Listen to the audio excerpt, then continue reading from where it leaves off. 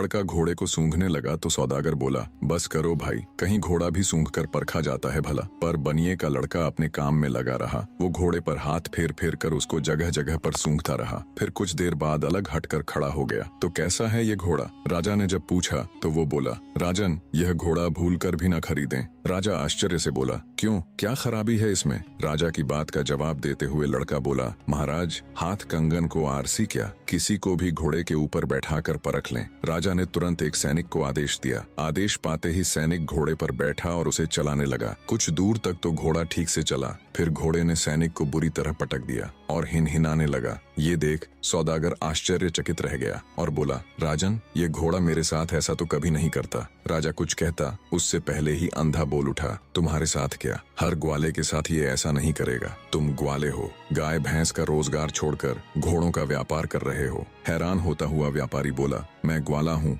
ये बात तुमको कैसे पता चली? अंधा बोला, यह घोड़ा तुम्हारे ही घर जन्मा है, इसके माँ बाप भी तुम्हारे पास ही थे। तुमने इस घोड़े को भैंस का दूध पिलाया है, इसकी महक लेते ही मैं समझ गया था, इसलिए मैंने महाराज को ये घोड़ा खरीदने से मना किया। सौदागर चकित रह गया। बनिए का अंधा लड़का एकदम सच कह रहा था। सौदागर ने हाथ जोड़कर राजा से क्षमा मांगी और चुपचाप अपने घोड़े को ले वहां से चला गया। सारा माजरा देख राजा उस बनिए के लड़के से बहुत प्रसन्न हुआ। उसने आदेश दिया, इसकी खुराक दुगुनी कर दी जाए और इसके रहने सहने का प्रबंध और अच्छे से कर दिया जाए। अब बनिए के तीनों लड़के बड़े ठाठ से राजा के यहाँ रहने लगे। एक दिन एक जौहरी राज दरबार में आया। उसने अनेकों प्रकार के हीरे जवाहरात राजा को दिखाने शुरू कर दिए। जौहरी के दिखाए कुछ हीरे राजा की बहुत पसंद आए। राजा ने तुरंत अपने सैनिकों को आदेश दिया कि बनिए के दूसरे लड़के को बुलाकर लाओ। बनिए का दूसरा अंधा लड़का आया। राजा ने उसे अपनी पसंद के हीरो को परखने के लिए कहा। वह लड़का टटोल कर परखने लगा। अधिक सुंदर दिखने वाले जवाहरात उसने अलग कर दिए